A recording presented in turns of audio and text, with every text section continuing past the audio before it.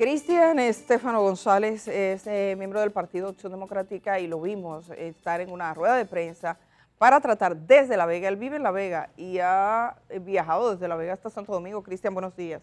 Buenos días, Edith. ¿Cómo estás? Bueno, la verdad que muy contento de estar aquí hablando de un tema tan importante como es el tema de La Vega, que nos preocupa a cada uno de los veganos. Cristian, antes de ir, tú sabes que los medios generalmente estamos entrevistando a mucha gente que tiene ya años corriendo, que uno estaba chiquito y lo vio en la televisión. Tu caso es diferente, tú eres un joven político. Me gustaría que para aquellas personas que no te conozcan, que nos digas qué haces, cómo llegas a la vida política, antes de entrar de lleno a la conversación sobre la alcaldía de La Vega. Sí, mira, mi carrera política yo creo que ha sido desde siempre producto de que vengo de una familia que hace política. Evidentemente en algún momento de la vida, pues yo decidí tomar mi rumbo y se dislocó entonces ese punto donde ellos respetándome, yo paso a un partido como es Opción Democrática, por cuestiones de principios, ¿no? Sí. Y evidentemente, pues bueno, empiezo a hacer ya mi vida política de manera directa y pasando a ser una figura tal vez política en la provincia de La Vega. Abogado, catedrático de la Universidad Nacional Pedro Enríquez Ureña, la UNFU, y creo que particularmente en La Vega, y lo dije en la campaña pasada, que fui candidato a diputado, La Vega se ha conformado con muy poco y creo que todo esto se está saliendo a relucir en estos momentos cuando hoy hemos quedado abandonados literalmente y tal vez estafados al electorado. Cuando tú dices que La Vega se ha conformado con muy poco, es decir, que se ha quedado conforme. Sí. ¿Qué significa eso? Sí, La Vega durante años se ha quedado conforme con situaciones que han venido dándose y las personas evidentemente se quedan en silencio. Y nosotros en la provincia de La Vega, tengo que decirlo, siempre tenemos secretos a voces. Sabemos que hay situaciones que se dan, sin embargo, hemos venido tolerando esas situaciones. Hasta el momento actual, donde yo creo que ya la gota derramó el vaso. ¿Y cuáles son esas situaciones antes de pasar a lo que nos convoca en el día de hoy, que es el tema de la renuncia del alcalde Kelvin Cruz y todo lo que por consecuencia salió a flote? Mira, de hecho nosotros hicimos un video con unas situaciones que ya venían dándose en La Vega y te voy a enumerar algunas. Por ejemplo, tenemos el monumento de La Vega Vieja. Ese monumento está totalmente abandonado. Se le ha pedido más de una vez a los gobiernos centrales que puedan abordar para poder entonces hacer el museo y darle condiciones. Y ese monumento actualmente, la primera etapa que necesita, tiene años parado por 7 millones de pesos. ¿Por 7 millones? 7 millones de pesos que lleva la primera etapa. Entonces, por ejemplo, tú tienes ahí ahora mismo el puente del Río Camus, que el puente del Río Camus está ahí cerrado, pero hay un problema muy grande, y es que los mercaderes, ahora mismo el mercado que tienen está cerca de ahí.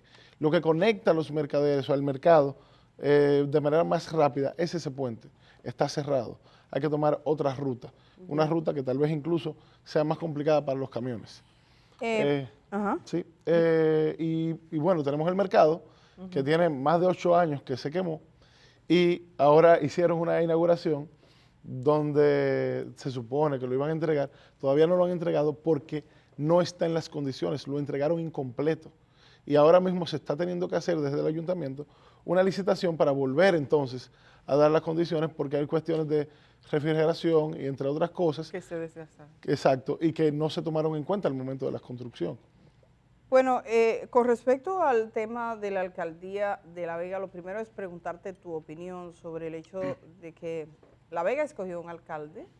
Ese alcalde ha renunciado porque ha sido designado ministro de Deportes y ya sabemos lo que ha pasado. En este momento todavía La Vega no tiene alcalde. La vicealcaldesa ha renunciado y conforme a los datos que se han divulgado hasta ahora, todo parece ser que renunció por presión porque ella le correspondería ir de alcaldesa entonces. Ya que vives en La Vega y como dices, allá los secretos se saben, nos gustaría que nos explicaras con esa conciencia y conocimiento más próxima qué es lo que pasa en La Vega y qué te parece todo lo que ha ocurrido con esa alcaldía. Mira, con el tema de la alcaldía no ha sido más que un cúmulo de desaciertos y desastres por parte de las autoridades.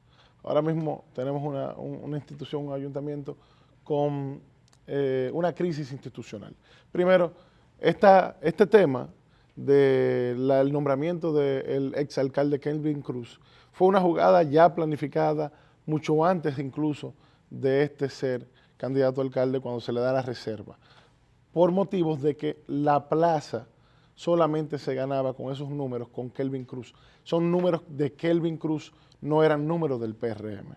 En ese sentido, luego que Kelvin, el mismo 16 de agosto, decide poner su renuncia como alcalde, siendo el alcalde más votado a nivel nacional, pues bueno, la vicealcaldesa, Amparo Custodio, decide renunciar.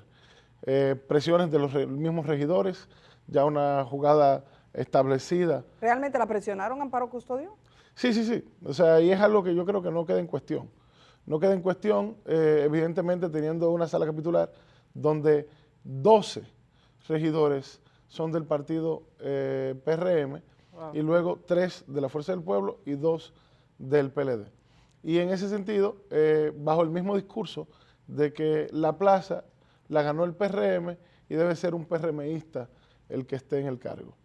En ese sentido, aunque por ley se supone que el vicealcalde o la vicealcalde es el suplente. La línea de sucesión. Y al final los veganos también votaron por Amparo Custodio, aunque tal vez directamente no se vea. Posteriormente a esto, el ayuntamiento, el PRM, decide crear una terna donde ellos eligen ahí a la persona que es el diputado más votado de la provincia de La Vega, que es Agustín Burgos. Es decir, ahora ya no me importa por quién votaste como alcalde, no me importa por quién votaste como vicealcaldesa. Ahora esta persona que es diputado... ¿De qué partido? ¿Del PRM? Del PRM también. Y que decidiste establecerlo como diputado y el diputado más votado, ya yo no lo quiero en el Congreso, ahora lo quiero en la alcaldía, por encima de lo que la gente piense. Entonces, gracias a Dios, evidentemente, y gracias a los esfuerzos tal vez de la oposición, estos temas han sido frenados por parte de acciones de la oposición, donde Opción Democrática depositó el mismo 26 de agosto una instancia ante la Junta Central Electoral solicitando las elecciones extraordinarias. En ese sentido, luego de que pasa eso, para darle razón a la oposición, el PRM decide introducir de manera muy sutil en la Asamblea Revisora un transitorio donde establezca que ellos pueden nombrar, o sea, el presidente puede nombrar y tener la facultad de nombrar al alcalde, en el caso de la provincia de La Vega. También la oposición nuevamente se alza la voz, ya hay de todos los partidos, sí. Y gracias a la prensa, pues entonces se le hace freno al tema. Es más que obvio que el partido de gobierno no tiene ni base ni legal ni constitucional para que el presidente tenga la potestad de nombrar a nadie. Y entonces, por eso mismo, y bajo el esquema legal y la normativa jurídica existente, lo más prudente son las elecciones extraordinarias en la provincia de La Vega. Ahora que se proclamó la Constitución, después de que el presidente Luis Abinader presentara esa propuesta y demás, también surgió algo con relación a lo de la alcaldía e incluso el mismo presidente del Senado, Ricardo de los Santos, salió y dijo que no, eso no correspondía al caso de La Vega exclusivamente. ¿Podrías explicarle al público en qué consistió eso y qué pasó también? Sí, se estableció un párrafo en la Asamblea, la Constituyente decidió establecer un párrafo donde dijera que en el caso de vacantes en la línea sucesoral, la ley es la que va a regir cuál va a ser el procedimiento. Si nos vamos entonces a la ley 176-07, la ley te dice bajo la Constitución y el procedimiento establecido en ella. Entonces, a pesar de que pudiera haber sido una jugada por parte del gobierno, para poder entonces darle la potestad a la ley y habilitar la ley desde la Constitución para que entonces ya el presidente pueda tener la potestad, jurídicamente hablando, me atrevo a decir que esto lo único que hace es un efecto rebote. Dígase, la Constitución manda la ley manda la Constitución y no se encuentra un procedimiento alguno en base a la misma Constitución establecida. O sea, no hay un procedimiento. Y conforme al principio de paralelismo de las formas, que de manera más llana lo puedo explicar, y es que lo que se hace de una forma debe quitarse de la misma forma. Entonces, si hubo elecciones para poder nombrar, porque es un cargo electivo y no es un cargo que el Poder Ejecutivo pudiera inmiscuirse, porque eso simplemente quebrantaría todos los avances democráticos que hemos tenido con respecto a los gobiernos locales, entonces debe de haber elecciones ahora, que hay un vacío sucesoral para que nuevamente pueda alguien estar en el cargo. Edith.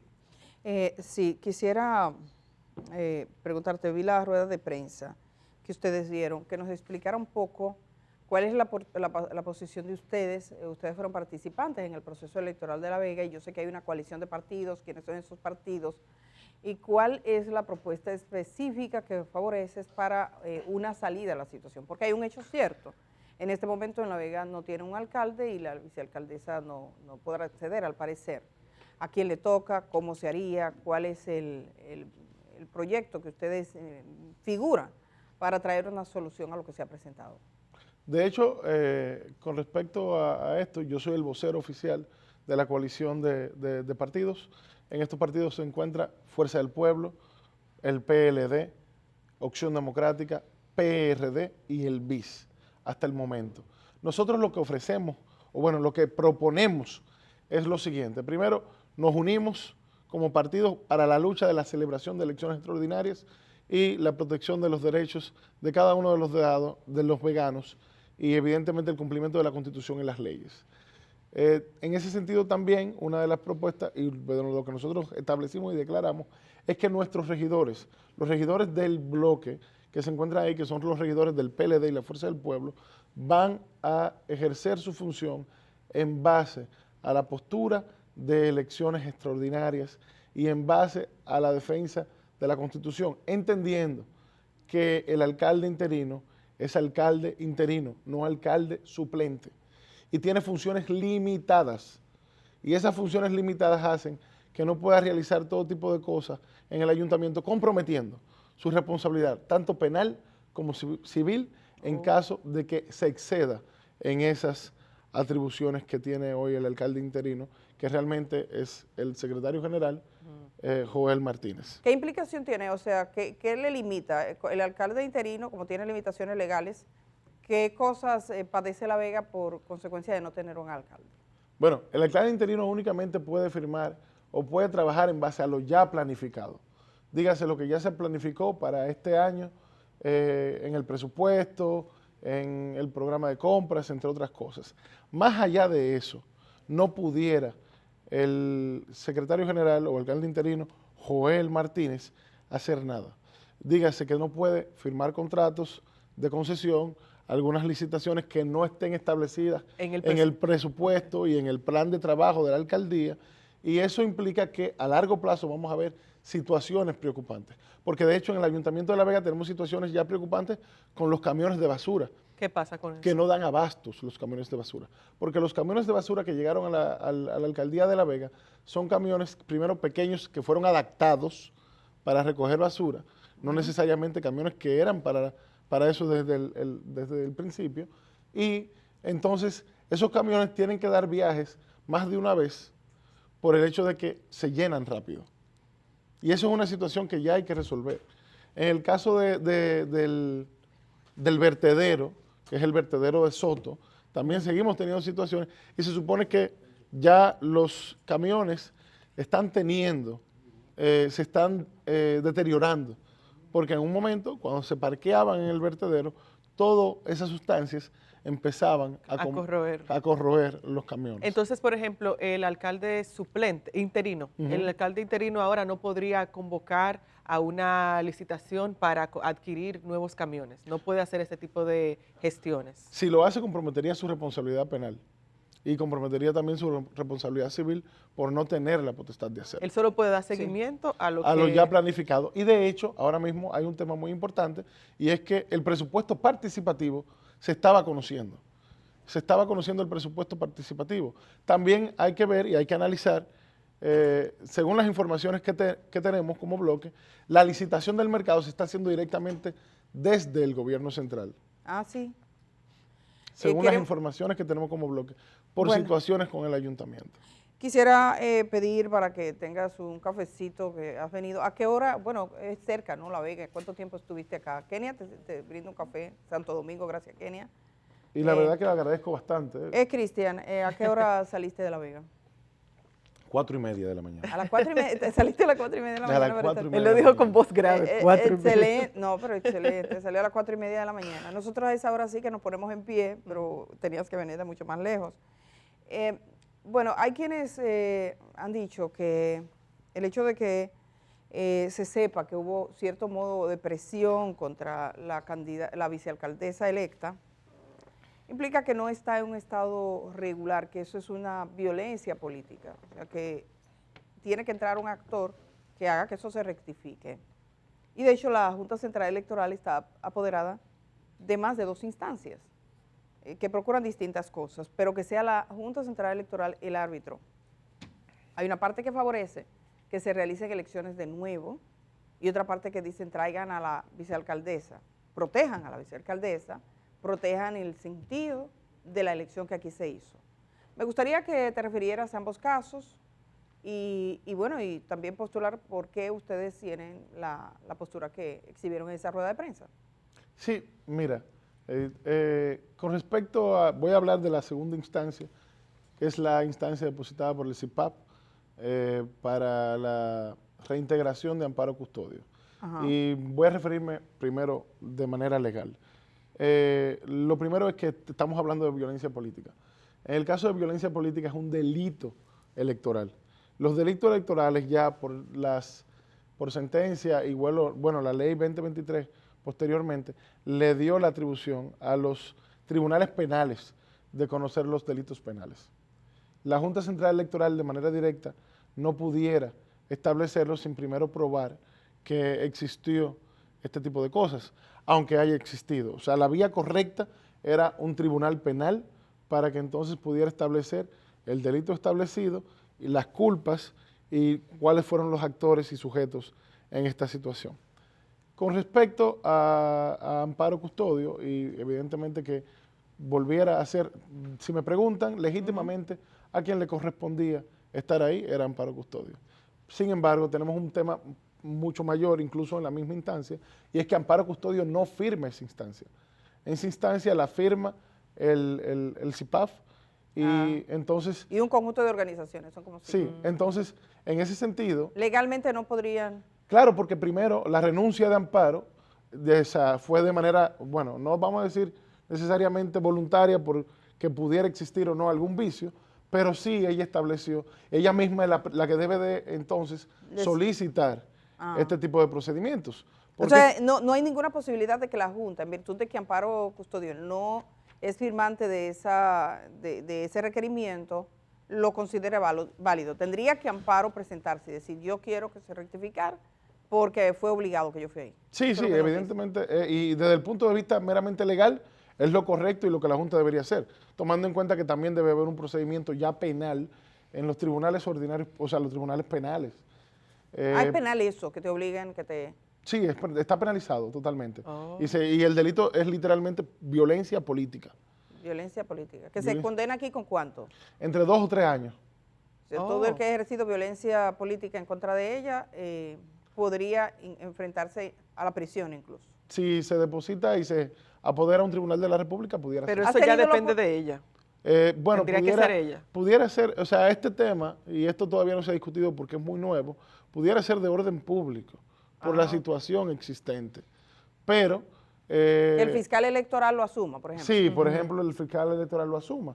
Pero yo creo que lo más conveniente, evidentemente, es que su propio partido pudiera elevar esta instancia por violencia política. Porque su partido, en cierto modo, lo dijo inicialmente cuando ella renunció, no parecía que hubiese un problema, después se fue conociendo de que había un problema de presión, evidentemente, y de que quizás piensen que, tomando en cuenta que la mayoría de ese Consejo de Regidores son del Partido Revolucionario Moderno y que el gobierno maneja los recursos, pensarían que iba a estar ahogada y se retiró. Pero, ¿crees que Amparo Custodio todavía está a tiempo? Y te lo pregunto, como político de La Vega que eres y como abogado, ¿está a tiempo de presentarse ante la Junta y decir, a mí me han ejercido violencia política? Mira, yo y particularmente conociendo a Amparo, y esto lo digo de manera muy directa, yo creo que hay que tener mucho cuidado con utilizar a una persona como ficha. Y esto, políticamente hablando, lo que creo es que le haría más daño que bien a Amparo Custodio volver a presentarse en una situación, porque ya que luego se ha establecido una narrativa de yo no quiero estar aquí, Sí. o esta plaza es del PRM, porque Amparo directamente nunca ha dicho que se le ejercieron presiones. Sí, evidentemente existió el hecho, pero ella nunca lo ha aceptado de manera directa.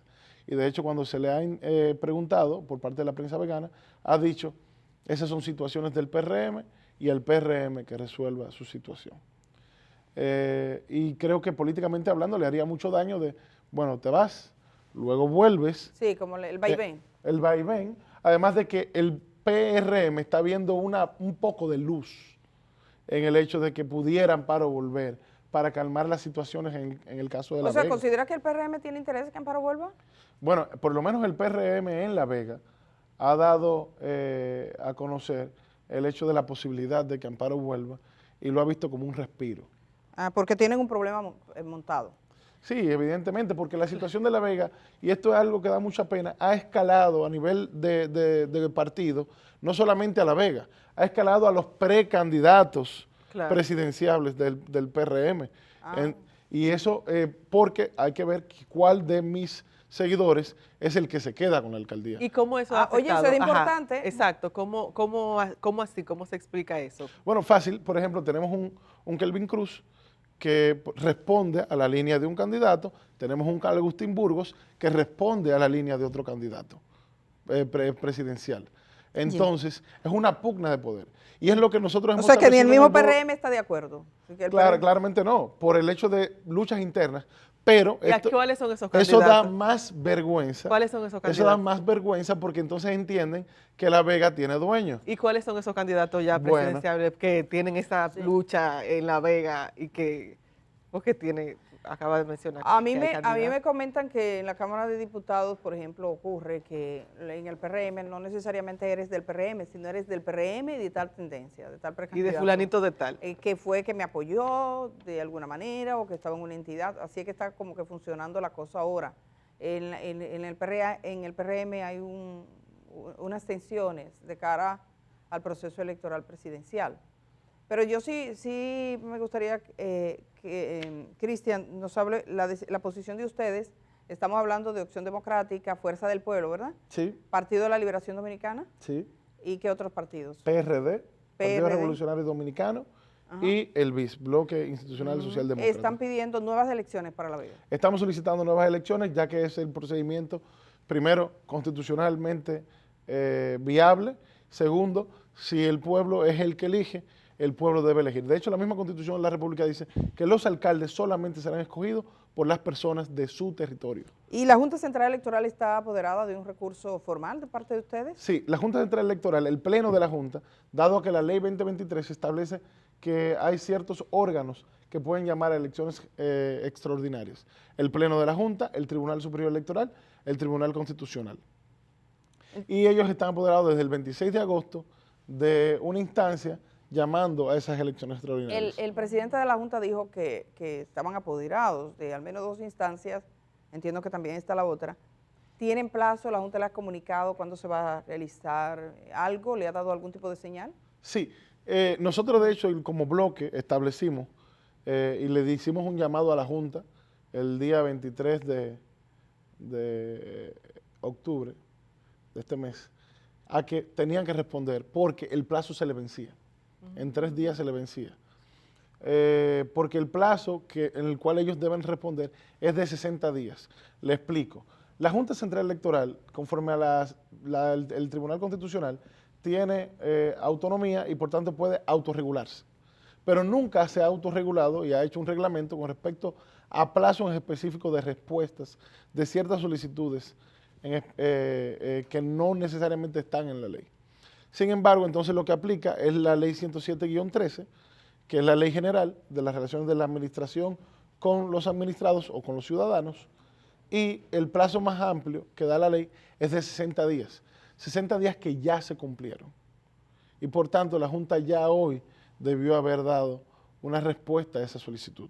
Bueno. Y por eso nosotros como bloque opositor establecimos que íbamos a usar y exigir los derechos por todas las vías constitucionales y legales existentes y que la Constitución de la República nos da como partidos para poder hacerlo. ¿Y de ir a unas elecciones, disculpe, de ir a unas elecciones, ustedes irían con un candidato único por el bloque o cómo plantean hacer eso? Lo que nosotros hemos establecido es que sea un candidato único. Lo que sí, no es momento para hablar de candidato cuando todavía estamos luchando por derechos ciudadanos. Para que se habilite la posibilidad. Exactamente. Entonces yo creo que sería extralimitarse cuando realmente lo que nosotros tenemos que luchar porque los derechos de los veganos sean respetados. Sí. Todo indica, hay quienes favorecen que el presidente de la República tome una decisión. El Congreso Nacional, la Asamblea Nacional Revisora, tuvo ese debate, porque incluso una diputada presentó la idea que luego el PRM dice, eso no tiene que ver con nosotros, esa fue su idea, pero ella presentó la idea de que incluso se habilitara en la Constitución que el presidente resolviera ese caso en específico. La Constitución finalmente fue aprobada, no con ese nivel de especificidad, pero sí deja entrever que cuando en los cargos municipales exista una vacante será conforme a lo que diga la ley. Se supone que la ley dice en un momento determinado que es el presidente de la República. Ayer estuve conversando con alguien que me decía que todo parece indicar que el gobierno se prepara, o el Partido Revolucionario Moderno se prepara para buscar una solución a esto, y que es un tema que podría durar pocos días. O sea, la salida, la que sea, es una salida inminente. Te pregunto, ¿por qué razón creen ustedes que no le compete al presidente de la República decidir el tema de La Vega? Y si en caso que el presidente lo decidiera y digan, yo designo a fulano de tal alcalde, ¿qué implicación tiene eso? Sí. Primero, el presidente no pudiera inmiscuirse en temas de gobierno local. Primero, cuando estamos hablando de una persona que ha sido escogida por el pueblo, por voto popular. Eso indicaría que estaríamos cayendo nuevamente en el presidencialismo absoluto que siempre tuvimos, donde el presidente es el que puede estar por encima de todo. Segundo, estaría violentando dos principios fundamentales del derecho. Primero, el ejercicio normativo del poder. Debe de establecer la norma, cómo debe de hacerse, y la vinculación positiva. Y es que el Estado solamente puede hacer lo que la norma le permita hacer. Y en este caso, con respecto a eso mismo, yo le decía acá a Indira, de que va a ser un efecto rebote. La Constitución te va a mandar la ley te va a mandar la Constitución, sin un procedimiento claro en específico. Lo que sí debería hacerse es modificarse la ley 176-07, pero eso trae lugar al principio de irretroactividad, donde entonces no sirve para el caso de La Vega, porque la ley no es para casos pasados, sino para casos futuros. Pues entonces hay un lío grande y por lo que entiendo, las elecciones serían una manera de solucionar.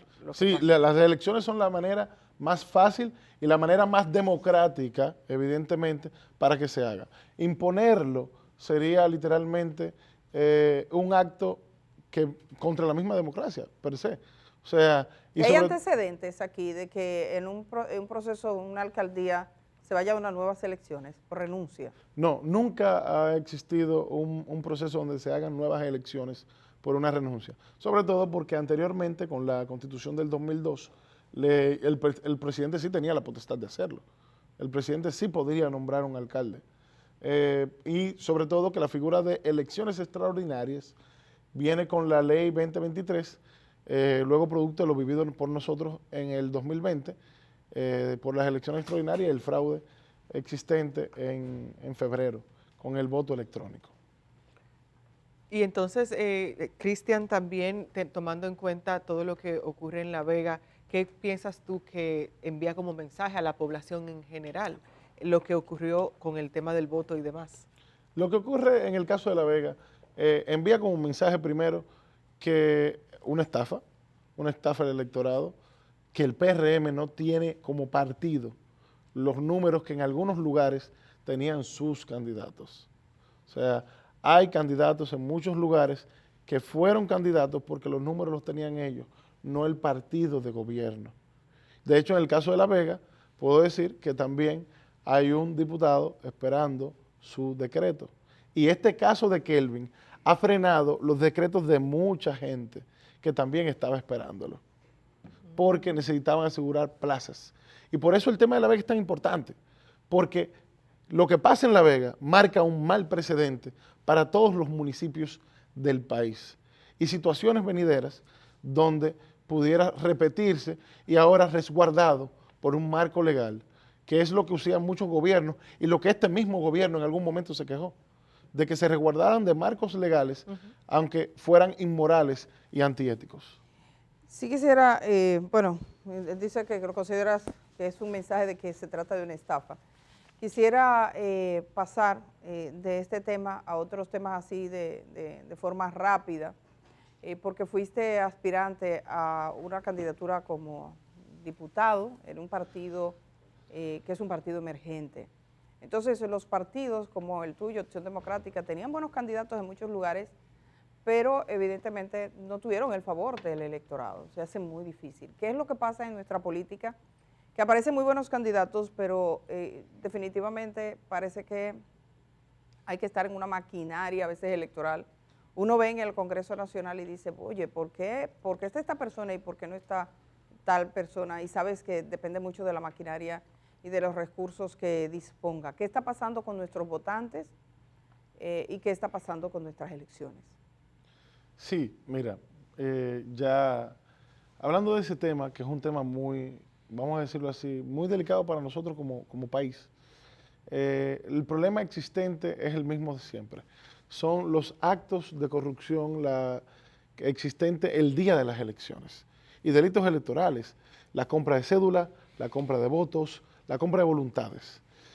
He pensado todo el tiempo de que mientras nosotros tengamos un gobierno o gobiernos que se preocupen porque, o que tengan la intención de que las personas no tengan la calidad de vida, una buena calidad de vida y que la persona, el dominicano tenga que pensar en el día a día, entonces es una situación que puede aprovechar el gobierno en algún momento para poder utilizar desde la necesidad a la gente para luego eso reflejarlo en votos. Y obviamente una muy poca vigilancia, que eso pasó en La Vega. O sea, se estaban comprando votos desde los mismos centros electorales. Se compraban los votos en La Vega. Y teníamos muy poca vigilancia con respecto al tema y consecuencias del tema, que es lo más preocupante de todo. Entonces, mientras nosotros tengamos un electorado que no está preparado, tengamos una generación nueva que se esté, los políticos, nosotros como partido político tenemos parte de esa responsabilidad de que tenemos que enseñar al electorado a por qué el voto, a la importancia del voto y qué tanto vale tu voto, de si puede valer lo que te están ofreciendo el domingo, día de las elecciones, y no a nivel posterior. O sea, las consecuencias que eso puede tener en 4 años por votar por alguien que únicamente pudiera tener un beneficio de un día.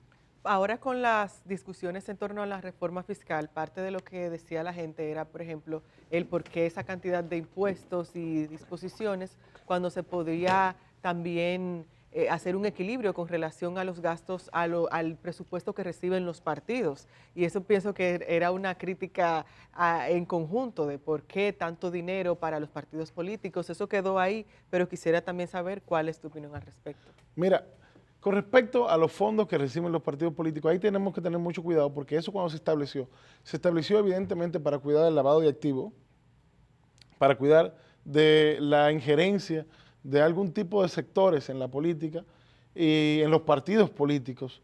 Y evidentemente eso es algo muy cuidadoso. Nosotros tenemos ejemplos de países donde el narcotráfico se ha inmiscuido en situaciones de Estado, evidentemente por patrocinar partidos políticos. Sí, con respecto a la reforma fiscal, hay un tema muy importante y es la gestión de los gastos por parte del gobierno y que evidentemente todo se está yendo en gasto corriente. Entonces, nosotros tenemos que ver cómo se está invirtiendo realmente en República Dominicana. La reforma fiscal no es que sea mala, malo fue la forma en que se estableció y lo que se quería establecer con la reforma fiscal.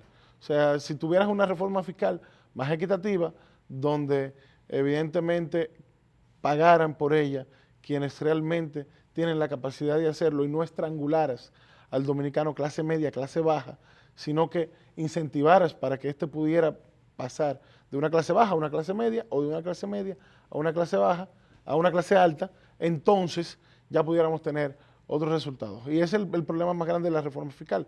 Yo creo que nosotros tenemos que cuidar que los partidos políticos tengan cierta independencia y cuidarnos de que meta su mano el narcotráfico, sectores empresariales en específico, que pudieran afectar las políticas públicas dominicanas por sus intereses.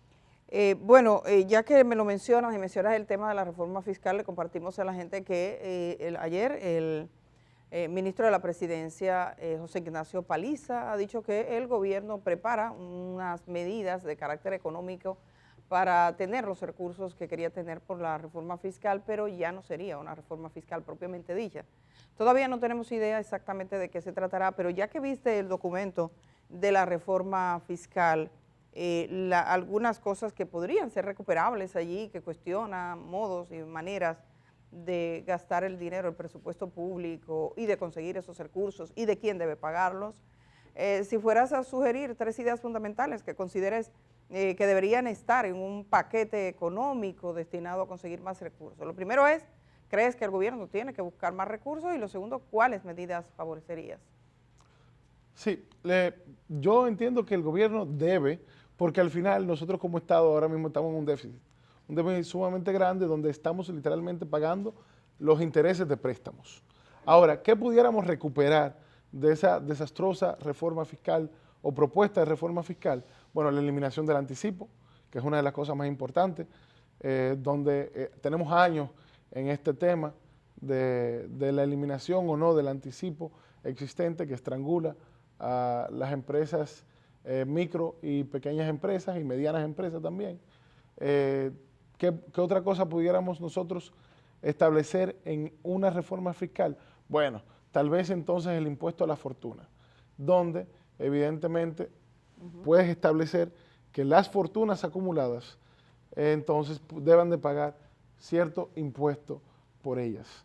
Porque realmente el impuesto debe ser por, más que por ganancia alguna, por lo que vayas adquiriendo como persona y no lo que vayas entonces utilizando para el día a día como negocio.